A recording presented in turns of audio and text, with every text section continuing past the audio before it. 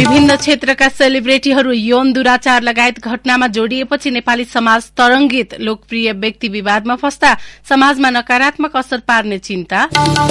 आगामी निर्वाचनमा गठबन्धन हुन नसके नेपाली कांग्रेस कमजोर हुने प्रधानमन्त्री देउबाको भनाई। माओवादी अध्यक्ष दाहाल भन्नुहुन्छ नागरिकता विधेयक प्रमाणीकरण नगरे राष्ट्रपतिले राजीनामा दिनुपर्छ। बेलायती महारानी एलिजाबेथको निधनपछि विश्व समुदाय स्तब्ध। नेपालसँगको सम्बन्धको समेत स्मरण।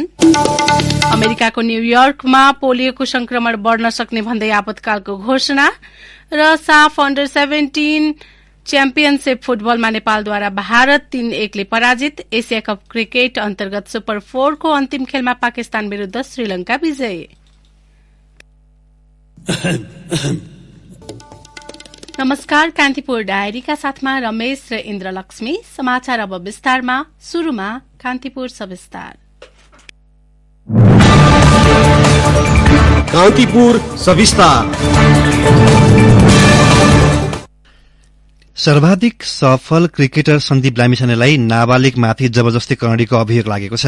सफलताको सिंढी उक्लँदै गरेका सन्दीपमाथि लागेको आरोपपछि पक्ष विपक्ष बहस भइरहेका छन्। तर समाजशास्त्रीहरू भनी लोकप्रिय खेलाड़ी सहितका सेलिब्रिटीमाथि लाग्ने आरोप र यसले उत्पन्न गराएको तरंगले समाजलाई नकारात्मक असर पार्न सक्ने चिन्ता व्यक्त गरेका छन्।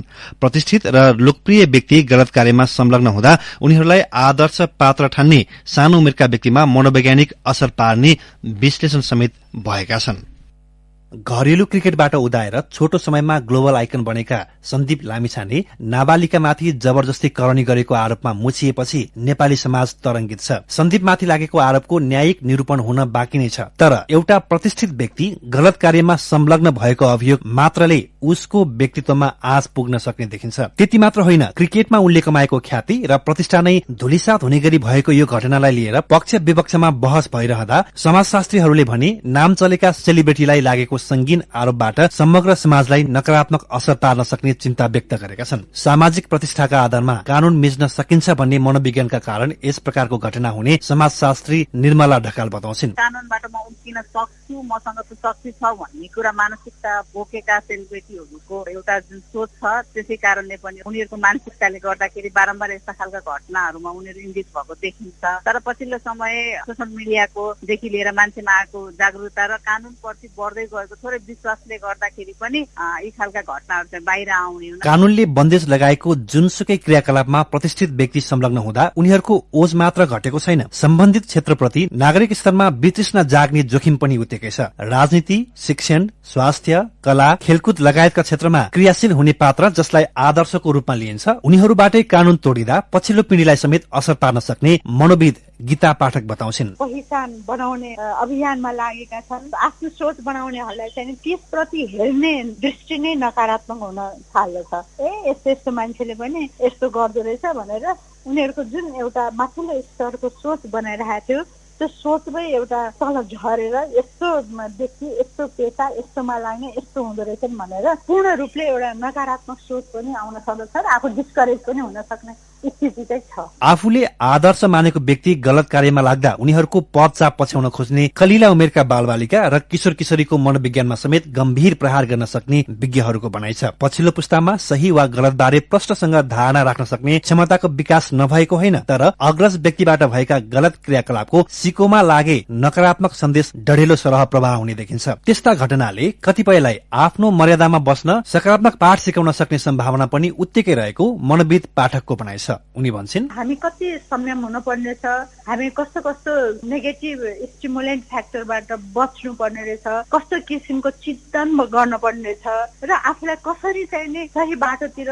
लैजानु पर्ने छ। समाजमा जस्तो पनि मान्छे हुन्छन् कमजोरीको फाइदा लिने अथवा हामीलाई नराम्रो दिशातिर लैजाने भन्ने, त्यसमा चाहिँ अलिकति संवेदनशील सचेतता हुनुपर्ने एउटा सकारात्मक पक्ष पनि छ। युवा पुस्तामाझ लोकप्रिय अभिनेता पल शाह बाल यौन दुरूपयोगमा दोषी ठहर भई 2 वर्ष 6 महिनाको जेल सजायको भागी भएका छन्। त्यस्तै उनी विरुद्ध तनहुँ जिल्ला अदालतमा परेको नाबालिग बलात्कार मुद्दाको अन्तिम फैसला आउन बाँकी छ। कला क्षेत्रकी किशोरीलाई बलात्कार गरेको आरोप लागेका पल शाह अहिले नकारात्मक बिम्ब बन्न पुगेका छन्। सामाजिक सञ्जालको प्रयोग बढ्दै गएसँगै प्रत्येक कुराको निगरानी बढ्दै गएकाले प्रतिष्ठित व्यक्तिले संयमता अपनाउनु पर्ने समाजशास्त्री डाक्टर नीति अर्याल खनाल बताउँछिन्। प्रतिष्ठित प्रतिष्ठित व्यक्तिहरूलाई चाहिँ सामान्य मानिसहरूले आइडलाइज गरिरहेको हुन्छ। ऊ चाहिँ एउटा समाजको प्रतिनिधिको रूपमा चाहिँ उसले केही गल्ती गर्नै सक्दैन भन्ने एउटा आम जनविश्वास पनि हो। तर त्यो चाहिँ अहिले क्रमशः चाहिँ टुक्रिँदै गएको छ। सामाजिक सञ्जालले रातभरिमा सेलिब्रिटी क्रिएट पनि गर्न सक्छ भने रातभरिमा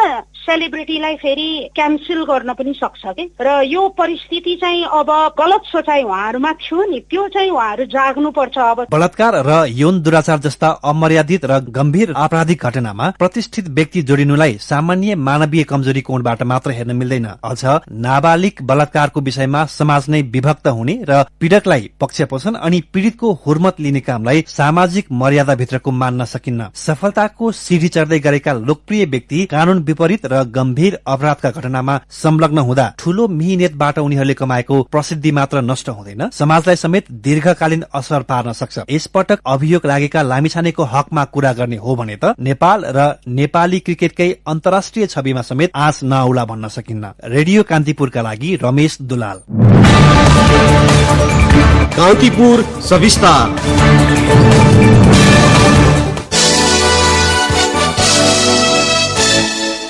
प्रधानमन्त्री एवं नेपाली कंग्रेसका सभापति शेरबहादुर देउवाले आगामी निर्वाचनमा गठबन्धन हुन नसके नेपाली कंग्रेस कमजोर हुने बताउनु भएको छ।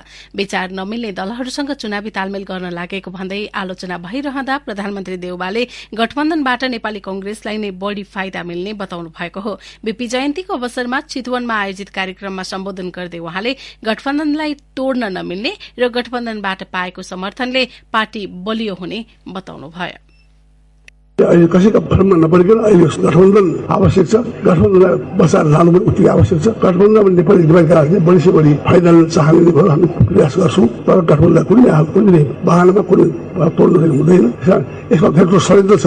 गठबन्धनको खिलाफ बोल्नेहरूलाई अब हामीलाई बढी सिँचाइ भन, हामीलाई बढी बेला भन्नु पर्यो, प्रेसर हाल्नु पर्यो। गठबन्धन खिचेको भनेको षड्यन्त्रकारी कुरा हो। यो गठबन्धन पार्टीलाई सिद्ध्याउने षड्यन्त्र हो। त्यसै कारण बल्ल बल्ल आज सबै ठाउँमा पार्टी बलियो हुने दिशामा गइरहेको छ। यो कुरा सिद्ध्याउन के पाउँछ? यसै गठबन्धनको खिलाफ बोल्ने कुरा छैन। गठबन्धनलाई अझ मजबुत गरेर हाम्रो पार्टीलाई बढी से बढी फाइदा लिने गठबन्धन गर्नुपर्छ हामीले।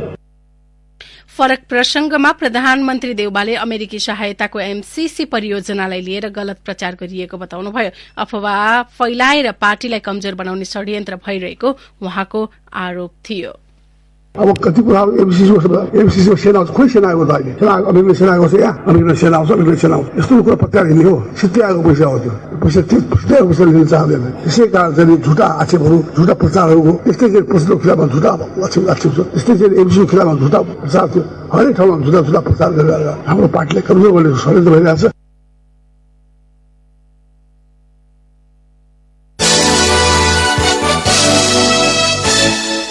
माओवादी केन्द्रका अध्यक्ष पुष्पकमल दाहालले संघीय संसदबाट पारित भएको नागरिकता विधेयक राष्ट्रपति विद्यादेवी भण्डारीले अब प्रमाणीकरण गर्नुको विकल्प नभएको बताउनु भएको छ।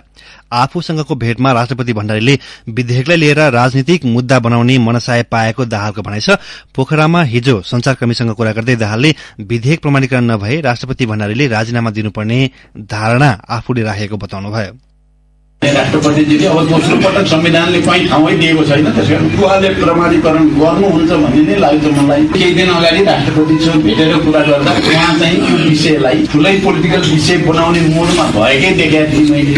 त्यसकारण नगर्ने सम्भावना पनि छ। मैले त राष्ट्रपतिजीलाई भनेको पनि थिएँ, यदि तपाईँले दोस्रो पटक पनि प्रमाणीकरण गर्नु भएन भने या त राजीनामा दिनुपर्ने स्थिति आउँछ या अदालतमा जान्छ। तर मलाई लाग्छ राष्ट्रपतिले यो पटक प्रमाणीकरण गर्नुहुन्छ। अर्को प्रसंगमा अध्यक्ष दाहालले आगामी निर्वाचनमा आफू चितवनबाट नै प्रतिस्पर्धा गर्ने बताउनु भएको छ। चितवन बाहेक अन्य क्षेत्रमा चुनावमा भाग लिँदा राम्रो सन्देश नजाने उहाँको भनाइ थियो। म अहिले चितवनबाटै लड्छु। म दायाँ बायाँ मेरो दिमागमा अर्को छैन। चितवनमा मलाई चितवनको जनताप्रति त्यहाँको चेतना र भावनाप्रति मलाई विश्वास छ र गठबन्धनमा यसमा विमति पनि छैन। त्यसो भएर मैले अहिले चितवन छोड्दा त्यसले दिने सन्देश चाहिँ राम्रो हुँदैन। राष्ट्रिय एकता र सहमतिको सन्देश दिँदैन, कहीँ न कहीँ नकारात्मक सन्देश जान्छ भन्ने मेरो बुझाइ छ। चितवनमा म जित्छु भन्ने कुरामा फेरि म झन्डै पूर्ण विश्वासमा छु। ब्रेकपछि अब बाँकी प्रसंग। हुम्ला र मुस्ताङ बाहेक सबै जिल्लामा देखिएको डेंगी संक्रमणबाट हालसम्म 7 जनाले ज्यान गुमाएका छन्, तर स्वास्थ्य सेवा विभागले भने 2 जनाको मृत्युलाई मात्र रेकर्डमा राखेको छ। स्वास्थ्य सेवा विभाग एपिडेमियोलोजी तथा रोग नियन्त्रण महाशाखा EDCD का निर्देशक डाक्टर चुमनलाल दासले भन्नुभयो, 2 जनाको मृत्यु भएको जानकारी हाम्रो रिपोर्टिङ सिस्टममा आइसकेको छ। थप मृत्युबारे अध्यावधिक गर्नेछौं।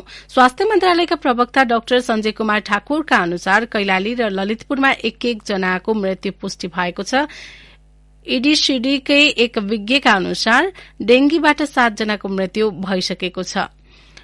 मृत्यु हुनेमा 6 महिला र 1 पुरूष छन्। नेपाल मेडिसिटी अस्पतालमा 38 वर्षीय पुरूष र 59 वर्षीय महिला, भेरीमा 12 वर्षीय महिला, नेपालगंज मेडिकल कलेजमा 25 र 60 वर्षका महिला, सिभिलमा 44 वर्षीय महिला र वीर अस्पतालमा 80 वर्षीय महिलाको मृत्यु भएको हो। गत साउनदेखि हालसम्म 6707 डेंगीको केस देखा परिसकेको छ। स्वास्थ्य विज्ञहरूले उपत्यकाको ललितपुर र काठमाडौँ सहित 15 जिल्लामा संक्रमण महामारीतर्फ विस्तार भइरहेको चेतावनी दिएका छन्। सबैभन्दा बढ़ी संक्रमण ललितपुर, काठमाडौँ, रूपन्देही र मकवानपुरमा देखिएको छ।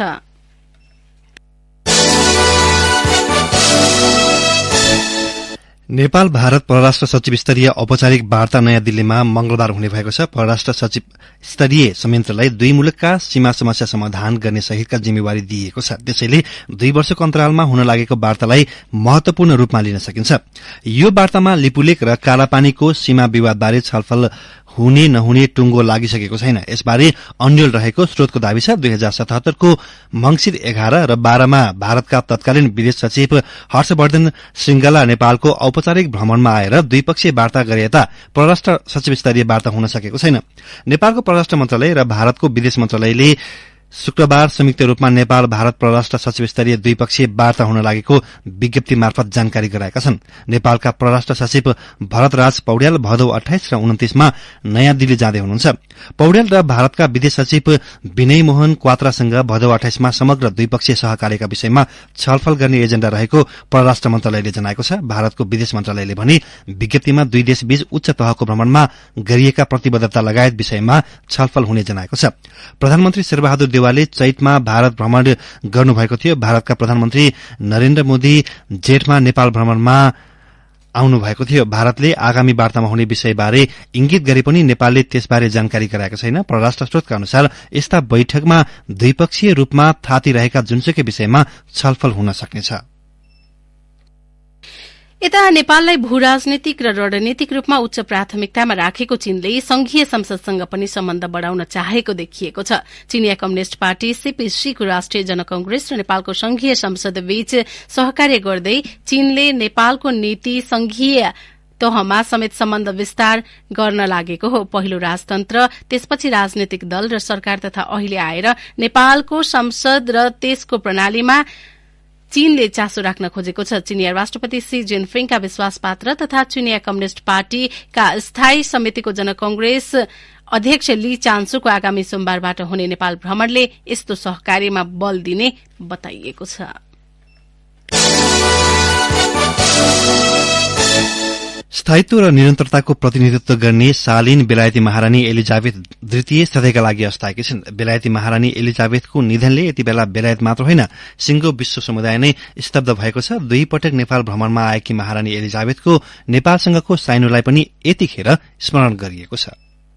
बेलायती महारानी एलिजाबेथको जन्म सन् 1926 अप्रिल 21 मा लन्डनको माइफेयरमा भरिँदै आए पनि जन्मदिन मनाउने क्रममा पनि सधैँ अन्योलता रह्यो। कतिपयले उनको जन्मदिन अप्रिल महिनाको पहिलो शनिबार मनाउने गर्थे भने कतिपयले दोस्रो त कतिपयले अप्रिल महिनाको तेस्रो शनिबार। बेलायती महारानी एलिजाबेथ द्वितीय बेलायतमा सबैभन्दा लामो समय शासन गर्ने राष्ट्र अध्यक्ष हुन्। उनी विश्वमै पनि लामो समयसम्म सत्तामा रहने शासकको सूचीमा फ्रान्सका लुइस 14औं पछि दोस्रो स्थानमा पर्छिन्। एलिजाबेथको शासनकालमै बेलायतमा 15 जना प्रधानमन्त्री र अमेरिकामा 14 जना राष्ट्रपति परिवर्तन भएका छन्। एलिजाबेथले कहिल्यै सार्वजनिक विद्यालयमा पढ्ने अवसर भने पाइनन्। सार्वजनिक विद्यालयमा साथीसँग पढ्दाको अनुभव कस्तो हुन्छ त्यो महसुस गर्नबाट उनी वञ्चित भइन्। उनलाई कान्छी बहिनी मार्गरेटले दरबारमै पढ़ाएकी थिइन्। उनले बाँकी फ्रेन्च धर्मको बारेमा उनका पितालाई पढ़ाएका शिक्षकबाट शिक्षा आर्जन गरिन्। पारिवारिक जीवनमा उनी कैयौं अप्रिय घटनाको साक्षी बनिन् तर कति पनि विचलित प्रचलित भएनन्। एलिजाबेथ राजकुमारी रहँदा राज परिवारमा दोस्रो मर्यादा क्रममा थिइन्। उनी बेलायतको महारानी बन्ने सम्भावना थिएन, तर सन् 1936 डिसेम्बरमा उनका ठूलो बुबा राजा एडवर्ड तेस्रोले अमेरिकी महिलासँग विवाह गर्नका लागि सिंहासन त्याग्ने निर्णय लिएपछि एलिजाबेथका बुबा जोर्ज चौथो र त्यसपछि 10 वर्षकी एलिजाबेथलाई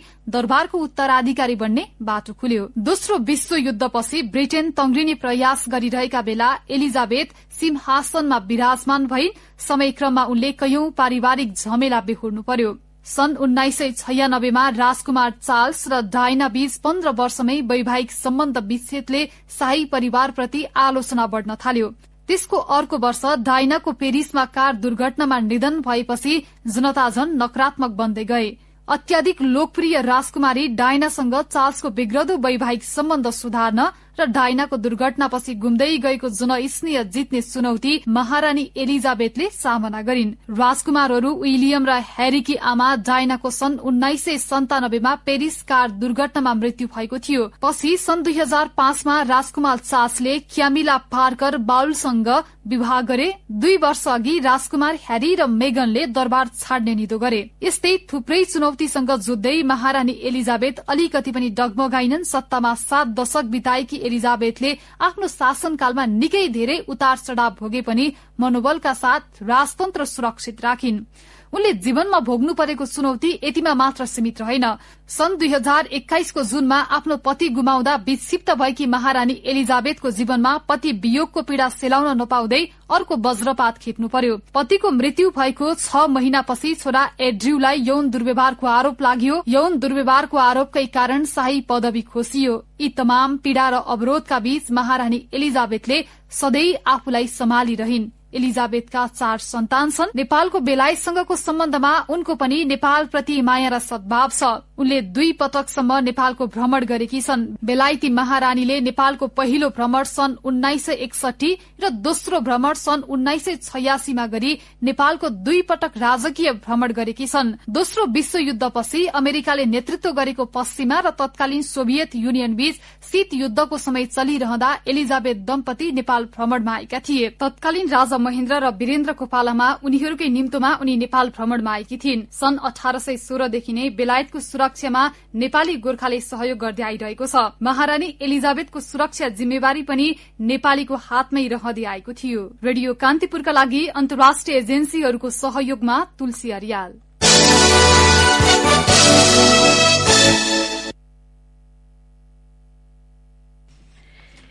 कान्तिपुर मिडिया ग्रुप केएमजीले आयोजना गरेको कान्तिपुर कन्क्लेभको तेस्रो संस्करण आजदेखि शुरू हुँदैछ। कार्यक्रममा आर्थिक र सामाजिक उन्नति तथा रूपान्तरणका विविध विषयमा देशभित्र र बाहिरका विज्ञहरूबीच सघन विमर्श हुनेछ। बियोन्ड एक्सपेक्टेशन्स बियोन्ड बाउण्ड्रिज अवधारणामा 2 दिन सञ्चालन हुने कन्क्लेभमा नेपाल, दक्षिण एशिया, दक्षिण पूर्वी एशिया र यूरोपका 53 जना प्रबुद्ध व्यक्तिहरू वक्ताका रूपमा सहभागी छन्।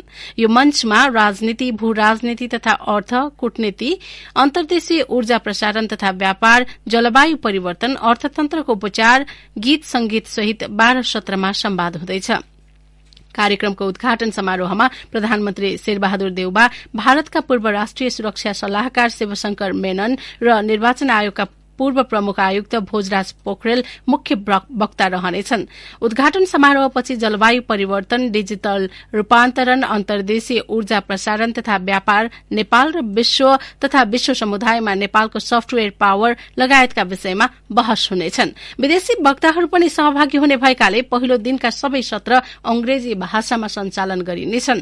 आइतबार दोस्रो दिनका सबैजसो सत्र भने नेपाली भाषामा हुनेछन्। भू राजनीति र अर्थ राजनीति, अर्थ कूटनीति शीर्षकको प्रारम्भमा सत्रमा विकास अर्थशास्त्री महेन्द्र पी लामा र राष्ट्रिय योजना आयोगका पूर्व उपाध्यक्ष स्वर्णिम वाग्लेले बहस गर्नेछन्। त्यसपछि सार्वजनिक संवादको शैली, आयात निषेध कि निर्यात वृद्धि, संगीतको सिमाना र नेतृत्वमा महिला अब पहिला शीर्षकमा पालै पालो बहस हुनेछ।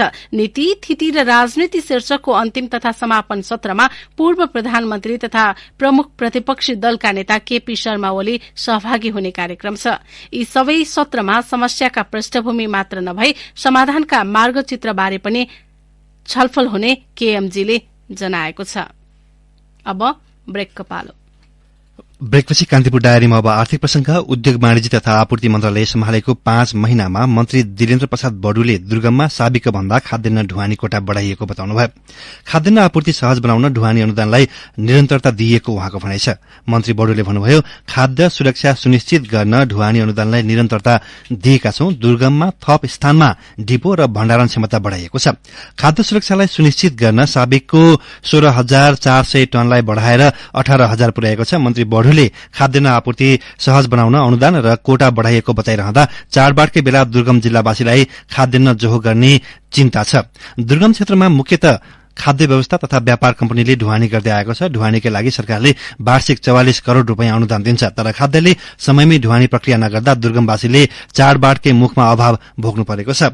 घटस्थापना आउन करिब 2 साता बाँकी रहँदा दुर्गमका धेरैजसो खाद्य डिपोमा चामल छैन। सदरमुकाममा केही परिमाणमा भए पनि गाउँका डिपो रित्तै छन्। हुम्ला शाखा कार्यालय प्रमुख कृष्ण अधिकारीको भनाइ पनि उस्तै छ। सदरमुकाममा करिब 1600 क्विन्टल चामल मौजदात रहेको उहाँको भनाइ छ।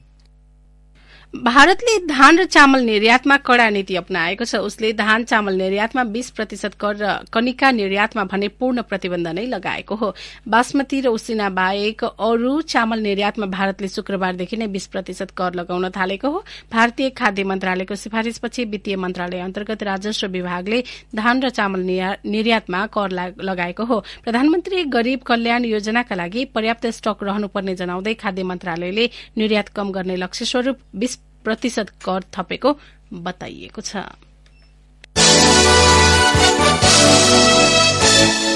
अब अन्तर्राष्ट्रिय प्रसंग। अमेरिकाको न्यूयोर्कमा पोलियो भाइरस संक्रमण बढ़न सक्ने भन्दै आपतकालीन अवस्थाको घोषणा गरिएको छ। दूषित पानीको नमूनामा पोलियोको भाइरस भेटिएपछि राज्य सरकारले आपतकाल घोषणा गरेको अल जजिराले जनाएको छ। अमेरिकामा करिब 1 दशकपछि पोलियोको पहिलो केस पुष्टि भएको हो। गत जुलाईमा रकल्याण्ड काउन्टीमा एकजनामा संक्रमण देखिएपछि न्यूयोर्कका स्वास्थ्य अधिकारीहरूले दूषित पानीमा भाइरसको नमूना परीक्षण गर्न शुरू गरेका थिए। पछिल्लो पटक लङ आइल्याण्डको नासाउ काउन्टीमा गरिएको नमूनामा भाइरस पत्ता लागेपछि आपतकाल घोषणा गरिएको हो। ओरेन्ज, रकल्याण्ड र सुलिभन काउन्टी साथै न्यूयोर्क शहर वरपर पनि गत अप्रेलदेखि हरेक महिना लिइएका नमूनाहरूमा पनि भाइरस पत्ता लागेको छ। अब खेल समाचार। श्रीलंकामा जारी साफ अन्डर 17 च्याम्पियनशिप फुटबलमा नेपालले भारतलाई पराजित गरेको छ। कोलम्बोको रेस कोर्स ग्राउण्डमा भएको खेलमा नेपालले भारतलाई 3-1 गोल अन्तरले हराएको हो। नेपालको जितमा सरोज दर्लामी, 19 बुढाथोकी र सुभाष बमले 1-1 गोल गरे। खेलमा ड्यानी मेइटीको गोलबाट भारतले अग्रता लिएको थियो। जितसँगै नेपालले 2 खेलबाट 6 अंक जोड्दै समूह बी को विजेता बनी सेमी फाइनल प्रवेश गरेको छ। भारत 2 खेलबाट 3 अंक जोडेर उपविजेता बन्दै सेमी फाइनलमा प्रवेश गरेको छ। नेपालले पहिलो खेलमा भुटानलाई 2-1 गोल अन्तरले हराएको थियो। भारतले पनि भुटानलाई 3-0 ले हराएको थियो। दुवै खेलमा हार बेहोरेको भुटान बाहिरिसकेको छ। अन्डर 17 अन्तर्गत अहिले श्रीलंका र मालदिप्स बीच खेल भएको छ।